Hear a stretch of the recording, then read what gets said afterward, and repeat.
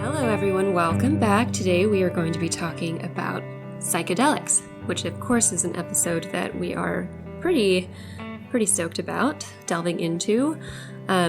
We had Zach Clark on, a few weeks ago. That was an episode that was pretty exciting for everybody, and it kind of brings up the question of substances and substance abuse. And psychedelics are really interesting because they are quite abusable.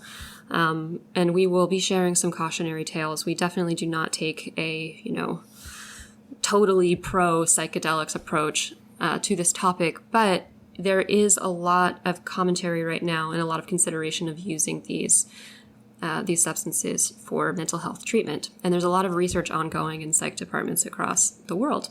And I also think that this is a really important topic in mental health treatment in general, just because a lot of people might be wary of medications and drugs, and especially if they're hearing that their loved ones are seeking treatment, right? And we don't know what kind of treatments are out there and what are effective. And there's a lot more discussion now of different kinds of drugs that were previously seen as like street drugs or bad coming in and being used in research and in mental health treatments. Psychedelics is one of them. And so it's just a really interesting time right now where we're exploring different ways to treat mental health in your loved ones. So this was a really interesting topic for all of us. Absolutely. So today, as a guest, we have Dr. Paul Seli, who is a professor of cognitive psychology at Duke University. He has some personal experience with psychedelics that he's agreed to share with us, but he has professional experience with this as well, which is that he is on the board of directors for psychedelic studies at the University of Toronto. He also happens to be my boyfriend, so I'm excited to have him on for that reason as well. So, hello, Paul. He's also my Welcome. friend, too. Hello, friend we and all girlfriend. Love Paul. Yeah. Yeah, Kibby made me redo that intro because I didn't introduce Paul with the professionalism that he deserved. So, Paul, were you happy the second time around? Stoked about it. It's good. Okay, good. Yeah. Okay. So can you tell us a little bit about what's going on in the research around psychedelics and mental health? There's not a ton of research as much as one would hope for, but that is largely due to psychedelics being stigmatized in the 70s and the Nixon's war on drugs and everything. But there has been a resurgence lately, looking at a host of different clinical conditions and how psychedelics might, under the right conditions and the right doses, and under the right mindset, be beneficial for depression, major depression, anxiety, OCD, PTSD. It's been used in combination with cognitive behavior therapy to treat addictions of various types, from alcoholism to nicotine addiction. And then also in non-clinical settings, there's been a lot of work looking at the possibility that psychedelics increase creativity and might be functional in that respect. More recently, there's been some work, I guess, with a popular trend with microdosing, that is taking roughly a tenth of a standard dose of either psilocybin mushrooms or LSD or whatever psychedelic compound, and doing that, 1 day on, 2 days off sort of thing. And some initial self-report research that definitely needs more work, but suggesting that it helps with anxiety, depression, creativity, increased focus, and a bunch of other things. I probably should have asked this first, but when we say psychedelics, is the research mostly psilocybin mushrooms, or is this LSD or MDMA? I see. Yeah, it's kind of a mixed bag. I'm most well versed in the psilocybin mushroom research. But yeah, oftentimes what you'll find is LSD and psilocybin tend to have very similar effects. But yeah, more recently, MDMA has been on people's radar. Even ketamine for depression, ketamine injections have been a more recent thing, of which I know very little. But there's a host of different types of drugs that people have been using to try to reap clinical benefits and, again, creative benefits and other such things. And why now? Why has it gone from something that was seen as taboo and illegal to something that has promise for treatment for mental health, or in general, and has other uses? Yeah, it's a good question. I'm not sure that I know or that anybody knows the real answer. Maybe there is a clear-cut answer. I mean, obviously, as I was saying, people were quite excited about research on psychedelics in the 60s, right? And there was some research at academic institutions, NIH funded, like government funded stuff that was going on, because people had tripped on different psychedelics and realized, wow, this is an incredible experience, and we might be able to glean something positive from it. But then, the government got their hands on it, and they had the MK Ultra project where they tried to essentially engage in mind control. There are videos on YouTube you can see of war times where they were putting LSD in people's rations, the soldiers' rations, trying to get them to be killing machines. And then on top of it, Timothy Leary, much as I enjoy, he was a Harvard professor researching psychedelics, much as I enjoy his enthusiasm to it, started this counterculture where he was essentially saying, drop acid and then drop out of school. And it was scary. And so now there was, Nixon's war on drugs, and people were scared. And the message being sent out was that these drugs are going to make you crazy and you'll lose your mind, and they do nothing beneficial. And so there was just a dearth of research because it was stigmatized until I think it was 1999 that Roland Griffiths at Johns Hopkins got some more funding to do research on psychedelics. And so it's, roughly around 2000, Griffiths started to research it. There are a couple other people, Robin Carhart Harris at Imperial College London, who's been studying it for quite some time. But I guess first of all, having these people doing good scientific research on it has helped a lot. But then also I wonder, like Michael Pollan's somewhat recent book called How to Change Your Mind. It's just like a really great historical account of psychedelics, the war on drugs, his own experiences. And I think people are, the stigma sort of dropped, and people are now coming back to the original realization of, hell, maybe there's some real utility to these things. So let's see what we can do and figure out. Yeah. It is cool to think about that this is not a new wave of acceptance and liberalism. When they first arrived on the scene, there was a ton of excitement and professional excitement about them. And even the co-founder of Alcoholics Anonymous, Bill Wilson, believed that LSD could cure alcoholism. So it's almost like a reclamation of the place that they originally had in the mental health sphere. Yeah, even with cigarette smokers, there was one study. Again, there's people are going to have to do more research with clinical trials rather than self-report stuff, or maybe it's boring to get into those details, but we need more rigorous research. But what's been done so far is quite promising. There was even one study with cigarette smokers where 80% had abstained from smoking 6 months after a single psychedelic trip paired with cognitive behavioral therapy, which is just incredible, right? Like you can nicotine patch or hypnosis or drugs that produce an aversion to nicotine. They don't hold a candle up to the magnitude of this effect, right? Where it's like 80% 6 months in. It's just incredible. And there are similar numbers with alcoholism and heroin use and other drugs. I was just going to say, is addiction where the research has shown the most promise? I suppose it depends. I mean, it depends on what one finds promising. The initial research by Roland Griffiths was showing that roughly 80% of the people who had tried psychedelics, so they had never tried them before, and then they were administered a full dose of, which is about 3 grams of psilocybin mushrooms. 80% of them claimed that it was among the top 5 most meaningful experiences of their lives.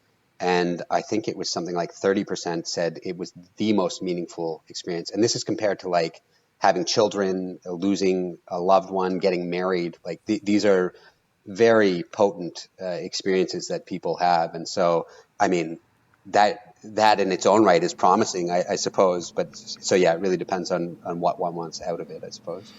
So with all this promise, can you break us down to the basics of like, what are they? How do they work? For the people who are listening who have never experienced them, like what do they do? Like in the movies, it's just like you lie on a sofa and see flowers blooming. But like what are they? Yeah. So Psilocybin comes from the psilocybe mushroom. I assume you're referring to mushrooms. I mean, Yeah, speak to whatever you know best. I mean, it's curious to just know, like, if this is so promising, like, what is it? You know, what are these drugs? So definitely with, I think maybe DMT as well, but certainly with LSD, lysergic acid, and psilocybin mushrooms, the compounds look strikingly similar to a naturally occurring neurotransmitter, serotonin, that's in our brain, which is quite fascinating in its own right. That, you know, they just visually, you can go on Google and see, and it's like very, very similar compounds.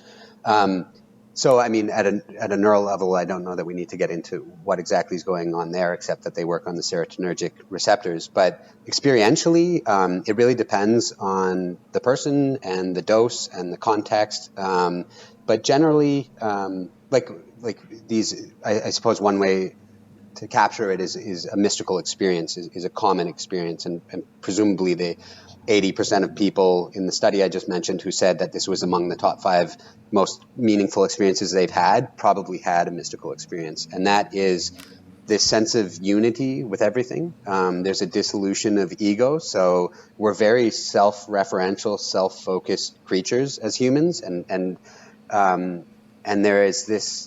there can be, in the right context and with the right dose, this complete dissolution of that.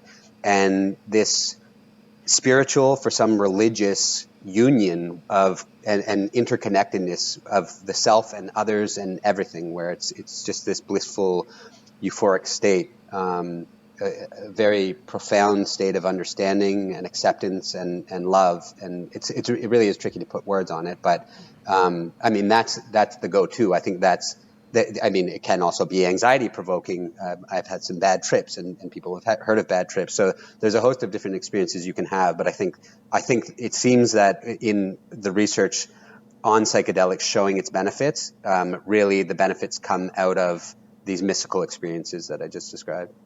That's cool, because it's like, especially with all these mental health issues that we talk about, a lot of them can feel very isolating, right? When you're anxious or depressed or struggling with addiction, you get very self-focused and feel very cut off and isolated in that struggle. Yeah. And even just feeling connected to others and expansion, that's a lot of what the benefits of like mindfulness and yoga and all those other kind of contemplative practices do for like mental health, is like expanding to reconnect with everything around you. And it seems like, you know, psilocybin can kind of get you there. Yeah, so I mean, you're spot on with the reference to mindfulness, and in fact, there's a network in the brain called the default mode network, which is associated with, among other things, self-referential thought. It's also associated with mind wandering, which is something that I study a lot, but most mind wandering is self-referential. We daydream about ourselves and our problems and our concerns, and it's a very egocentric, ego-bound sort of network where, you know, you're thinking about ourselves all the time, I guess. Yeah. And as I think it was Robin Carhart Harris' work, but definitely there is work suggesting that when you have these psychedelic experiences, you get suppression of the default mode network, which aligns well with this whole idea of ego death, right? Or ego dissolution. The self is represented by this default mode network, and you're getting suppression of it.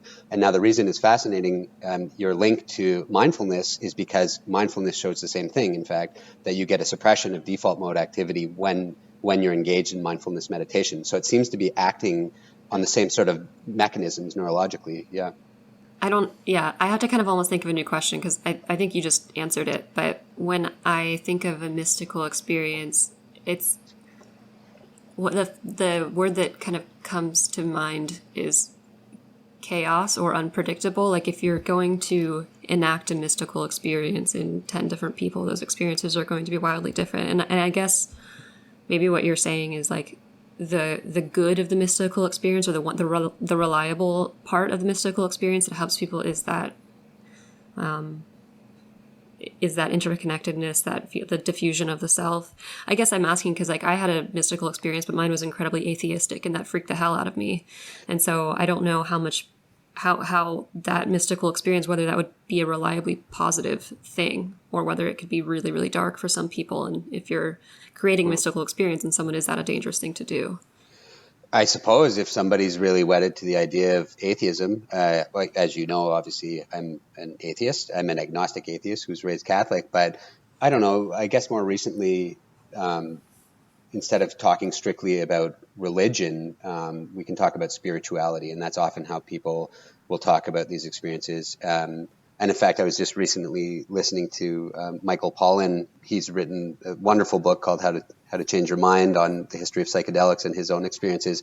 I was watching a podcast of him and Robin Carhart Harris, and he was talking about one of his interviews with a woman who, I'm not going to get this verbatim, but essentially said that while she was having her psychedelic trip, she felt as though God's love was showered on her or something along these lines.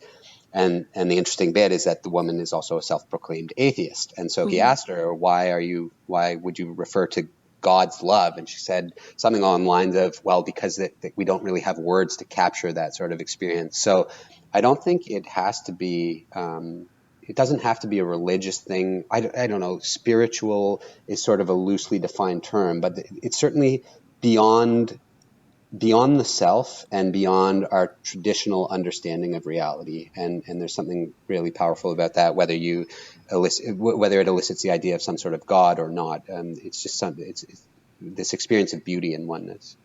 I actually can relate to that, just because the last time I experienced a trip, I had this moment where I did connect. I guess I did have a mystical experience because I connected to this just feeling of love in the universe, just kind of like something, just like this, the essence of life was love, was like the revelation I came to. But it was this experience of just going outside myself and appreciating that there's something bigger outside of our individual self-referential mode, right? So it just kind of felt like I was connected to something bigger than me. So it had this,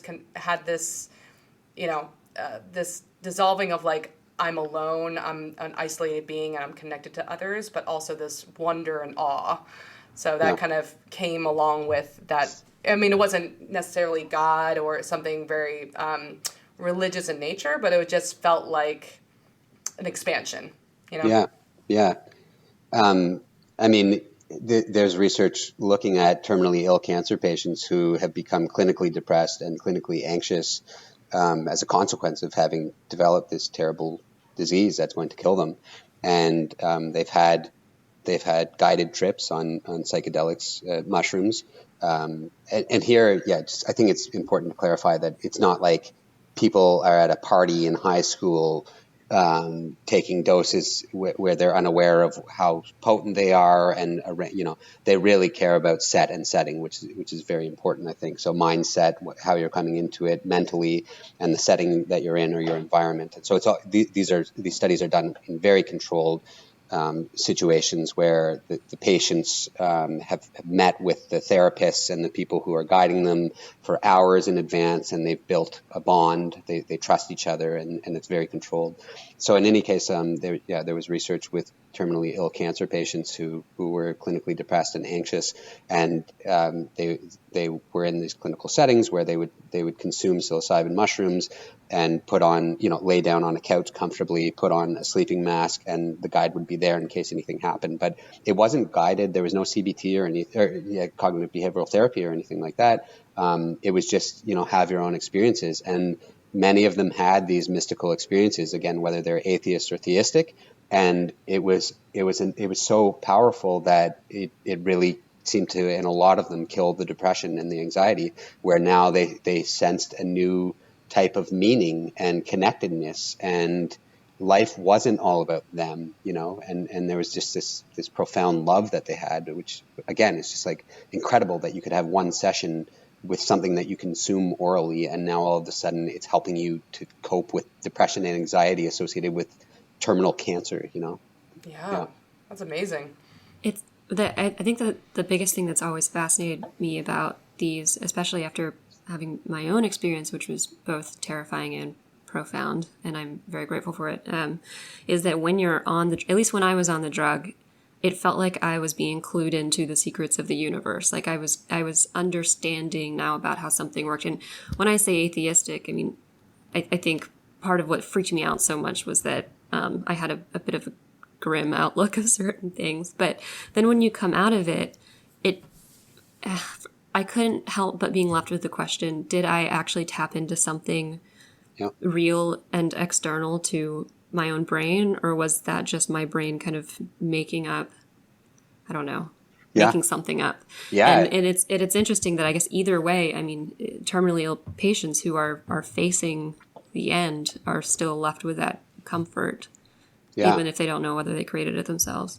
Totally. And I mean, I'd like to do research on this. I have not yet, but one thing I do research is intellectual humility, which I've been interested in with political opponents more recently, and essentially trying to get Democrats and Republicans to be more receptive to each other, not necessarily to endorse each other's arguments, but to not be at each other's necks and actually treat them with respect. And intellectual humility is a big thing there, right? Like understanding the extent to which you don't know everything. And it reminds me of a famous quote from Socrates, from Plato, I suppose. I know that I know nothing. And I think psychedelics can really promote that sense of humility where, I don't know. I've had mystical experiences, and I refer to myself as an agnostic atheist, not a theist. But certainly it makes me more receptive to my theistic friends who do believe in God, or my dad, who's a minister for the United Church of Canada, right? I don't know. And I think that's one of the powerful things about psychedelic experiences is it really humbles you. And I think we can get so caught up in our everyday experiences to have something so, that we have so structured in our minds as being one way or the other, to question that is just such a powerful thing, and really opens you up to a different way of thinking, and I think opens you up to different people and the way that they may think, and I think it's quite wonderful. I guess I can attest to that, actually, and that became... So basically what happened was I've had what I would say was a difficult trip, and that created a ton of anxiety in me for like 6 months. But as I then had... So then, like, when I would smoke weed, it was almost a little bit trippy. It would take me back to that place a little bit. And what became a comfort that had originally been scary was that LSD had shown me what you said. Like, the amount that I understand even about the way my own brain works is like a grain of sand. And so why would I have any assumptions about the afterlife or about anything? Yeah. And that is comforting when you're used to thinking of the worst case sort of scenario for death. Yeah, totally. It's also interesting too, just to, I feel like this is the case with psychedelics, at least from my experience, that we're so used to seeing the world through our lens, like our perspective, even our way of thinking. Like for people really detailed oriented, they focus on the details, or, our minds just work in a certain way, and we take for granted how we see the world. But even just taking a step out of it for a moment, even just expanding your perspective beyond that doesn't necessarily just come with psychedelics. That also comes with, mindfulness or any other kind of practice. But the moment you kind of step out, you kind of see how your mind normally works and realize that that's just your lens. That's just one way of seeing the world. So it's kind of relieving to know that the way you might experience the world is not the only way, which for someone who has like depression or anxiety or PTSD, that could be kind of relieving to know that that is just the way their mind works at that moment. And there's a way to think and be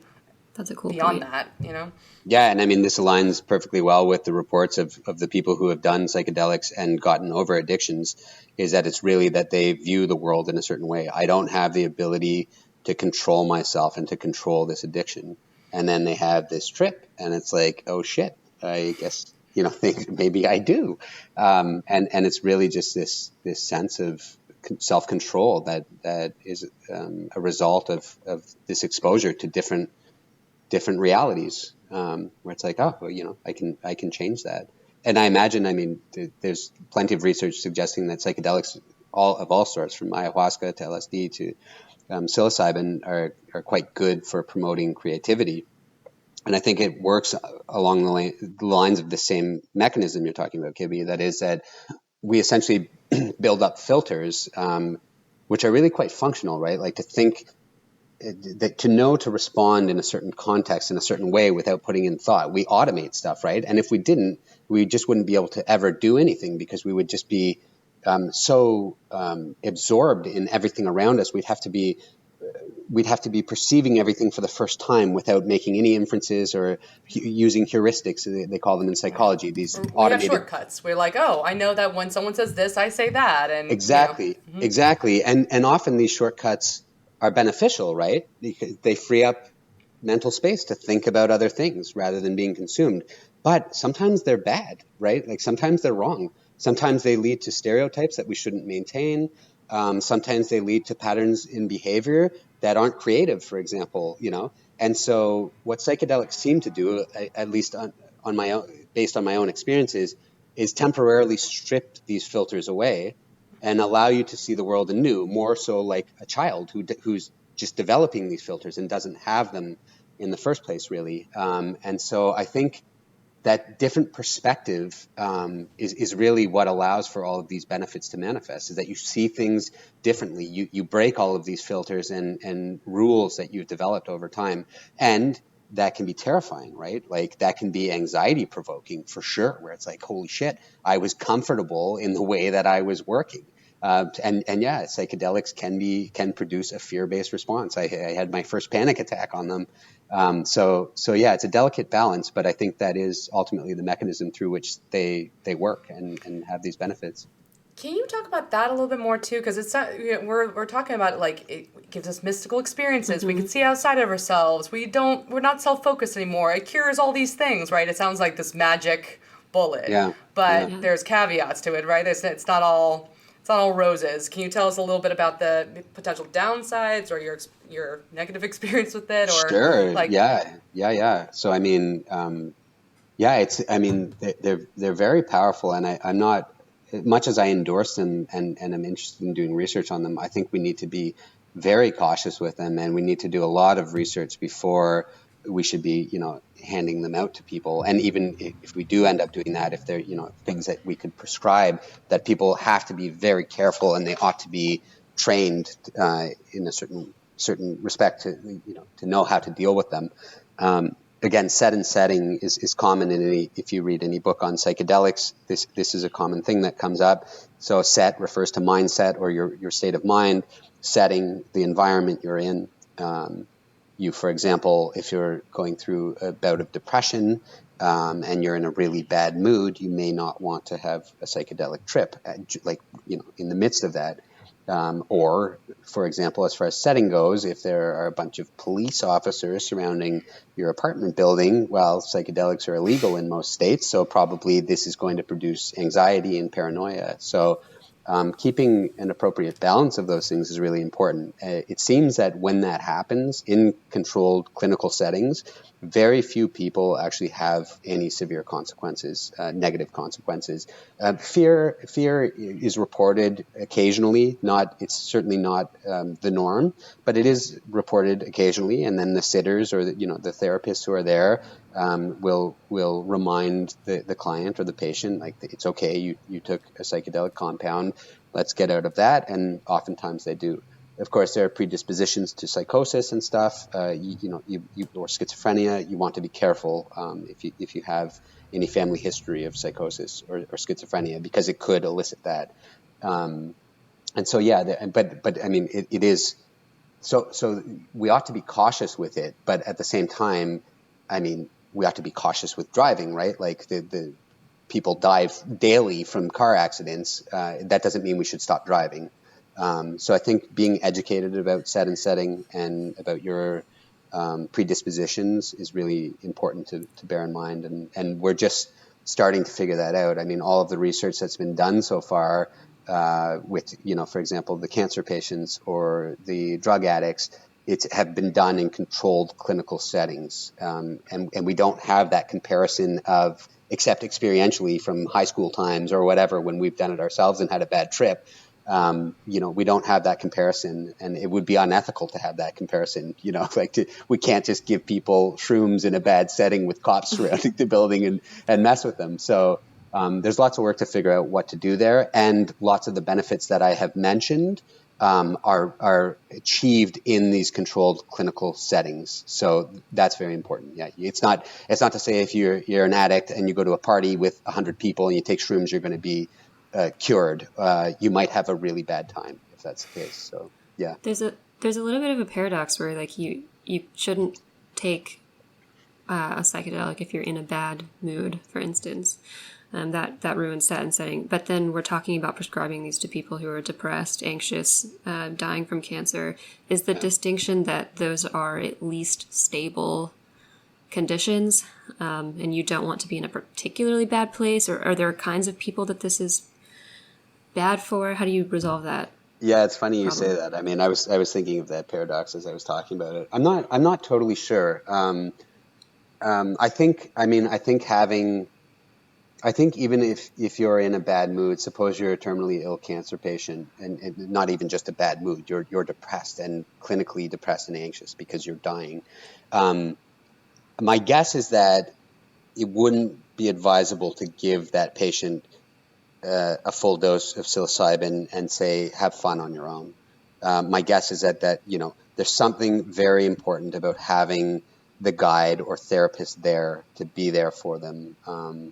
And to promote their well-being, that's quite important to the whole experience. But as I said, it's unethical to make that comparison scientifically. We can't take terminally ill cancer patients, give them psilocybin, and then have them with a guide versus not, because those without a guide, it could be a really terrible experience, right? So, yeah.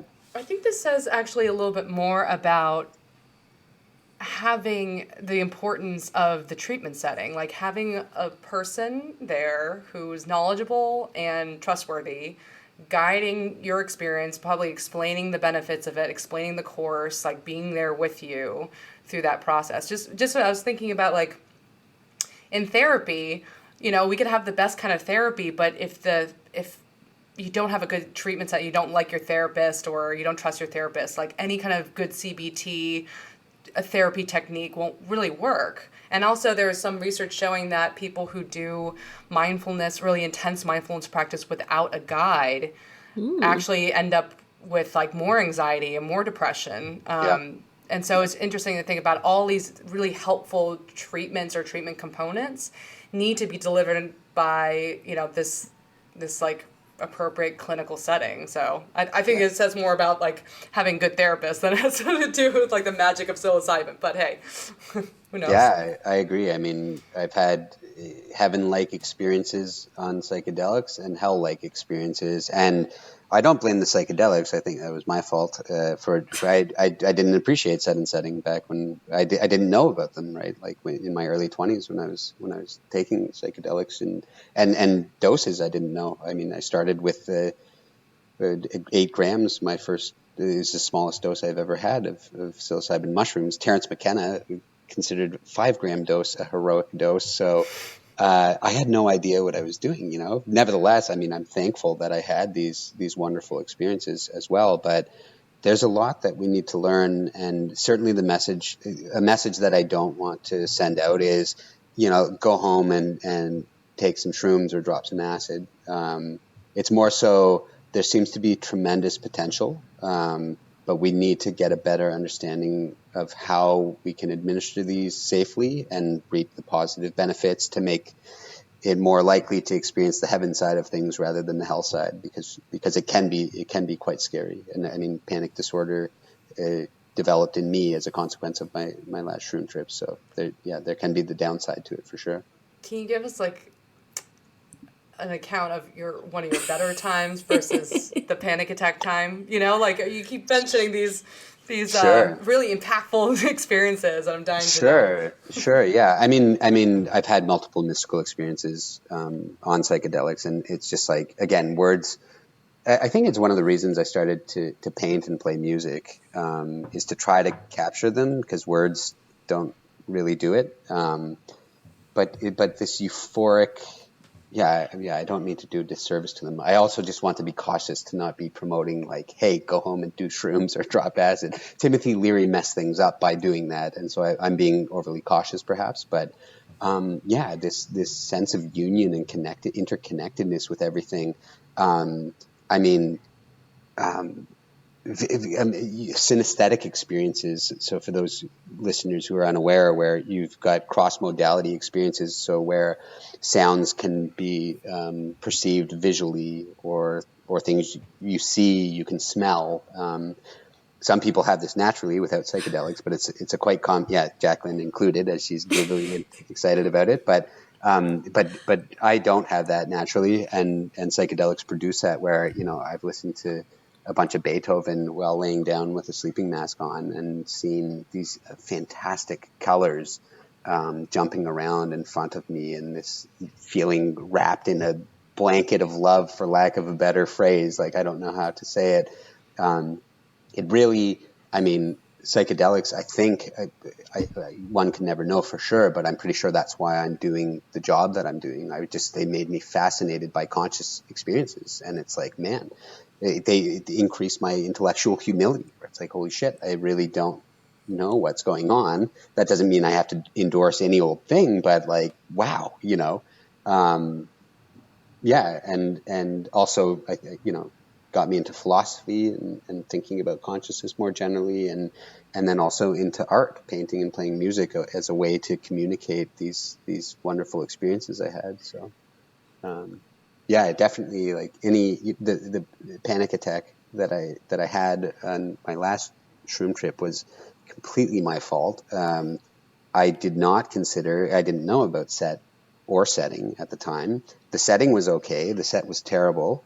I was living with my parents at the time, and I and my oldest brother had decided that we were going to have some mushrooms when my parents went on vacation for the weekend, because at the time we didn't necessarily want to share with our parents that we were doing mushrooms.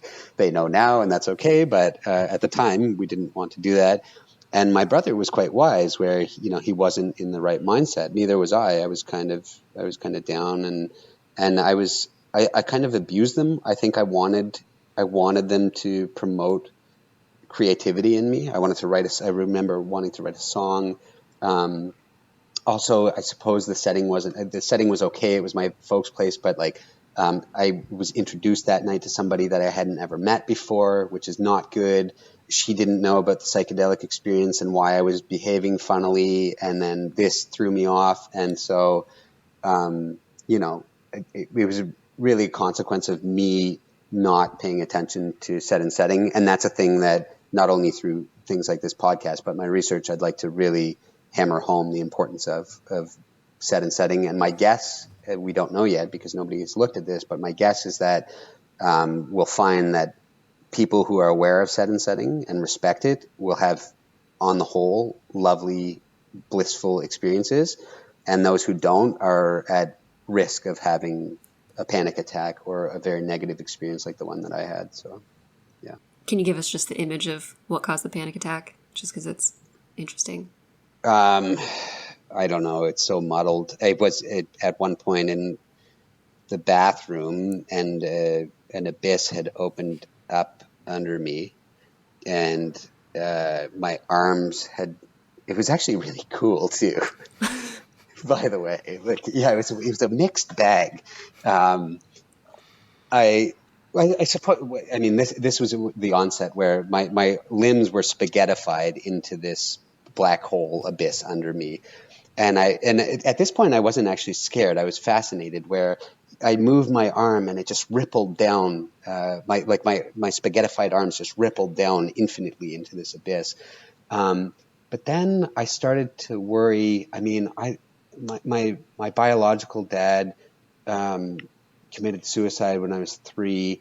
I don't know what he had, but there was some talk of paranoid schizophrenia. So, predispositions here. Maybe maybe I shouldn't be doing psychedelics. That came to mind.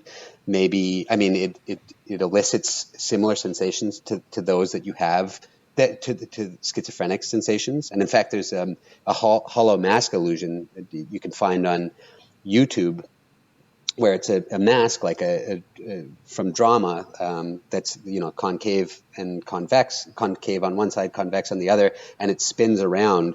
And apparently schizophrenics among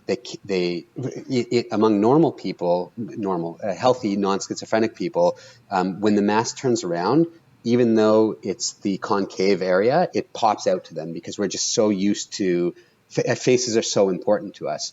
But among schizophrenics, they see the hollow mask from behind, and it just keeps spinning.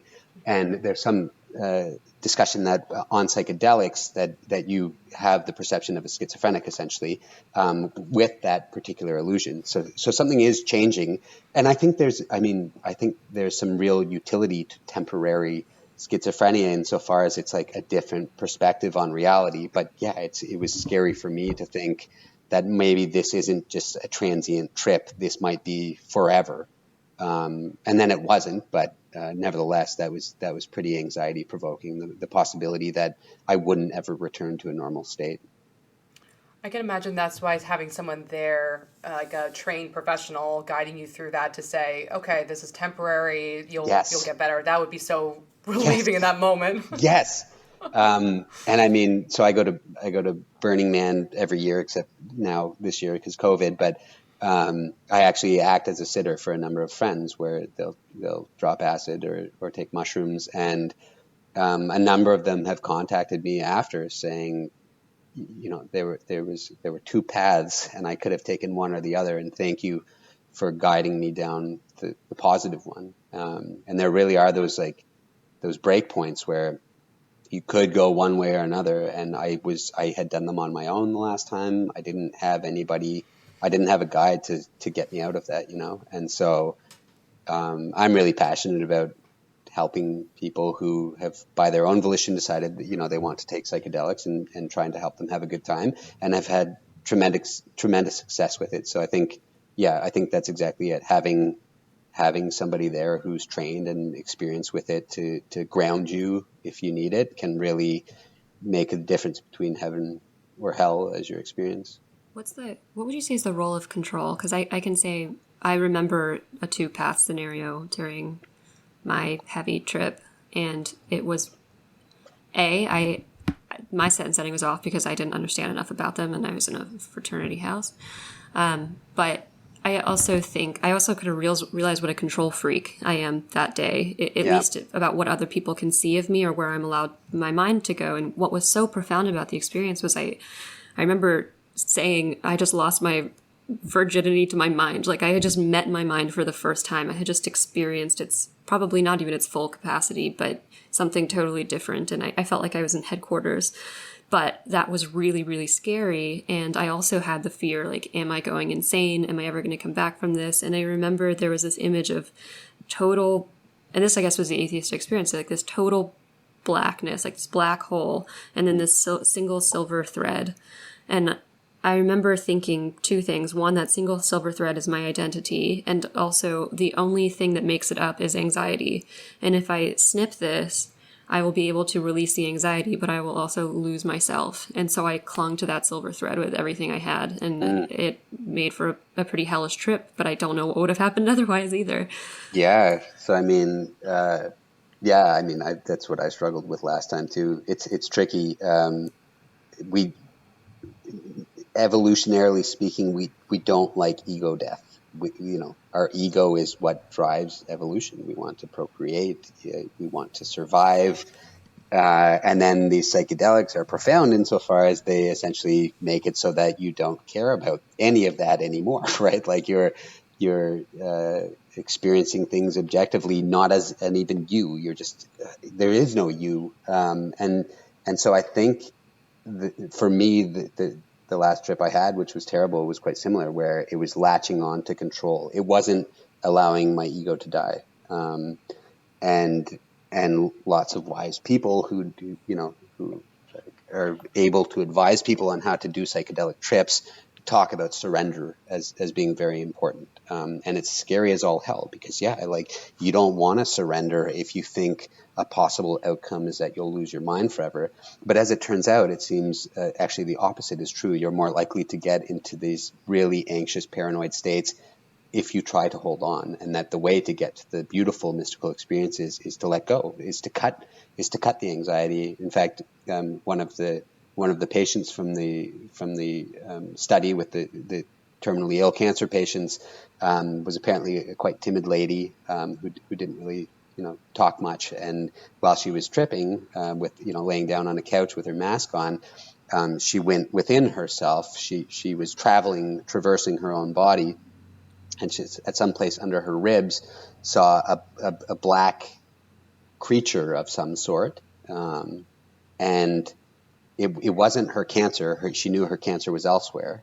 But she identified it as her fear. And so this woman who's like otherwise quite timid, just out of nowhere yells, "Get the fuck out of me!" to this thing that, that had manifested as her imagination. And to her, it was the most liberating thing. Like it, and maybe it would have been for you, Jacqueline, to have cut the anxiety, but it's also, that's part of you, that this is part of the structure of who you are as a person. So yeah, it can be terrifying to let go. And I think that's why focusing on surrender and essentially taking a leap of faith where you just trust that you'll be okay. And again, I think having a good guide or therapist to take you through it is quite key in these sorts of cases.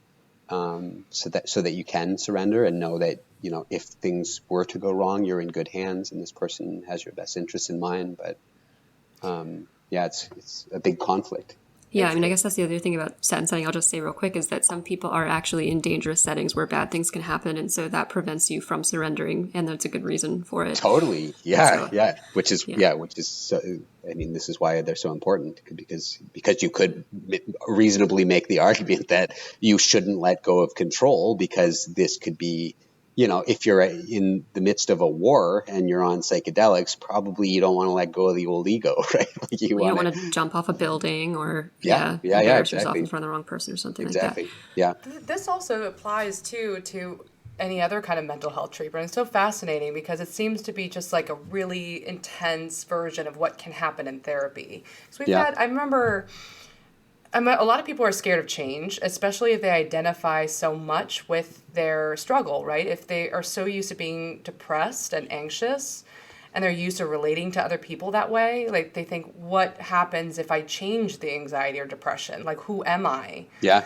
I would never forget that there's this person in one of our a DBT, like a skills group, where we teach how to change your thoughts or, identify your thoughts and let go of them, and to connect to the parts of us that are outside our thoughts. And he went, but like, if my thoughts are not me, if I get rid of my thoughts or change them, who am I then after that? Like, what, these are the way this is the way I think, this is the way I feel, this is how I think about myself. Yeah. If I change them, who am I? And he was very scared. And I can imagine that, that's in therapy where we can kind of guide him through it, and it would take like a long time. It'd be a gradual change, but with psychedelics, it would just happen in that one moment where you have a choice to cut that thread of anxiety / you-ness. And so that's just interesting that it's just the same kind of process of change and changing mental health issues and what that means for your sense of self. I was like imagining also an OCD with that thought identity fusion, where it actually can be very terrifying to have these intrusive thoughts, because then it's like, wait a minute, I just had this scary thought about, I don't know, killing someone or that I'm not who I think I am. And because I had that thought, then does that mean that that's who I am? Yeah. So it kind of works both ways. And I can see how maybe psychedelics could break that cycle a bit. Yeah. This is, again, just like experiential, because I've not been able to run clinical trials on myself. It's just through experimenting on myself. But I grew up with a form, I was never diagnosed because I never went to a therapist or to be diagnosed, but pretty sure I had strong elements of OCD, and some of those persist to some extent today. But certainly the orderliness, completeness sort, where I was always organizing things. It always, my brothers always pissed me off, my two older brothers, because I'd like stack things up nice and neatly, like books from the largest to the smallest, and like make sure they're perfectly, angled, and then they would just like knock it over, which maybe worked well for me. I don't know. In any case, yeah, I did notice it not immediately. It wasn't until later that I was reading about research on the potential benefits of psychedelics for OCD, obsessive compulsive disorder, and a lot of that has gone away with me. Whether it's a consequence of having taken psychedelics. I'm not fully sure, but definitely there's been suppression of that, and also with so yeah, I had panic attacks and panic disorder as a result of mistreating mushrooms the last time I had them, but also I mean, I went through major depression in my late teens, and experienced boredom and stuff, and these things have largely gone away too. So I think, again, I can't fully attribute it to the psychedelics, but the research coming out these days suggests that maybe this was an incidental benefit of them that I just didn't even realize. Yeah. Okay, so Paul, so this, first of all, has been, I think this has been an awesome conversation. I don't just say that because I say that to put a positive spin on episodes, but I thought it was really, really interesting. Thanks. Oh, thanks, Babs. So, Kimmy usually does the resources section, but we'll ask the expert. So can you just give a final word on psychedelics and mental health? Any parting wisdom, or if you would summarize this in 2 sentences, and then any books that you would recommend? Yeah, I mean, right now it seems, based on all the research I've read and the little research that I've started to do, that it appears that there is tremendous potential for them, but also we need to be quite cautious, I think, because there can be some negative consequences, right? So I think we just need to do more research, and thankfully, at least in the States and elsewhere in Europe, there's funding that's being put toward this, so we'll get a better sense of what's going on. As for resources, I mean, I could share scientific articles, but not everybody's going to have access to them because, unfortunately, there's a paywall with a lot of this stuff. But Michael Pollan's book, How to Change Your Mind, is just, I thought, incredibly well done, does real service to the historical account and of psychedelics, and also the neuroscience of psychedelics. He's just got spot on, which is rare for somebody who's not a scientist to be able to capture these things accurately, but also talking about his own experiences. And it's not dense; it's very accessible. For sure, yeah. I mean, he's just such a great writer. With he's just phenomenal writer and makes it very accessible. Another one that's less well known that I really love is Daniel Pinchbeck's Breaking Open the Head, and whatever. I won't go into too much detail, but Pinchbeck was suicidal. He was a journalist, I think, for the New York Times, and was essentially ready to give up on life and commit suicide. And he decided before doing so that he would explore the drug culture and properly with guides and whatnot. And the book is all about his experiences, even going to Burning Man as well, but going to take psilocybin mushrooms and other drugs, and how obviously he came out to write the book. So from his view, these psychedelics actually saved him in a similar way to the cancer patients finding a new meaning. So I'd highly recommend that one too. It's one of my favorites. Alrighty, well, thank you, Paul. And for all of you, I guess I'll just say there's a ton of speculative promise with these, and I'm really excited to see where the research goes. But we can never recommend that people use psychedelics. It's illegal, too dangerous. I know that some of you will anyway. And so we wanted to bring the best kind of wisdom we could and what the research says. But just please be cautious. Please try to be as informed as possible, and look out for upcoming research, because it really is a fascinating area.